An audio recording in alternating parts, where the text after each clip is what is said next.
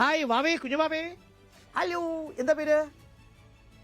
ആ, ഇതാരാണപ്പാ ഈ രാവിലെ ഇങ്ങനെ ഒരു സാധനമൊക്കെ പിടിച്ച് നിൽക്കുക? എന്താ ഏട്ടാ പേര്?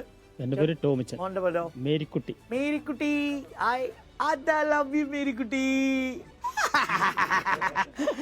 കുഞ്ഞുവാവയ്ക്ക് ചിരി വന്നു രാവിലെ അല്ലേ?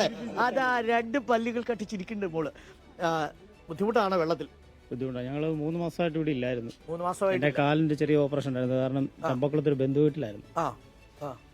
ഇപ്പം എങ്ങനെയാ പൊതുവെ മഴ പെയ്ത്? ഞങ്ങൾ ഇവിടെ വന്നിട്ടൊരു 10-25 ദിവസമായില്ല ഈ വീട്ടിൽ താമസമായിട്ട്. അപ്പൊ മഴ പെയ്ത് അകത്ത് വെള്ളം അകത്ത് വെള്ളം ഉറപ്പാ.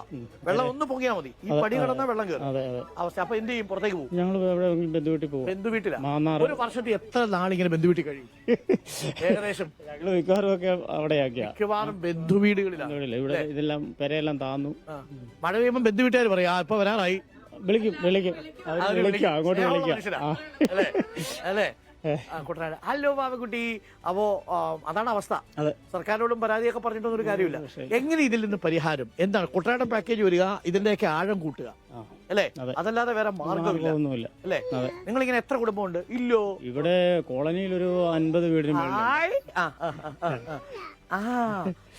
ഇവിടെ എത്ര വീടുണ്ട്? കോളനിയിൽ 50 വീടുണ്ട്. ഇവിടെ എല്ലാരും കൂടെ ഒരു 10-100 വീടൊക്കെ ഉണ്ട്. 150 വീടുണ്ട്. എല്ലാവരും ഈ വഴിയല്ലേ പോകും? അതെ അതെ.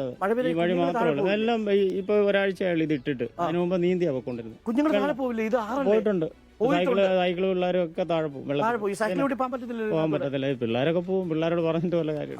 അക്ഷരാർത്ഥത്തിൽ ദുരിതം അനുഭവിക്കുന്ന ഒരു നാട്ടുകാരെയാണ് നമ്മൾ ഇവിടെ കാണാൻ കഴിയുന്നത്.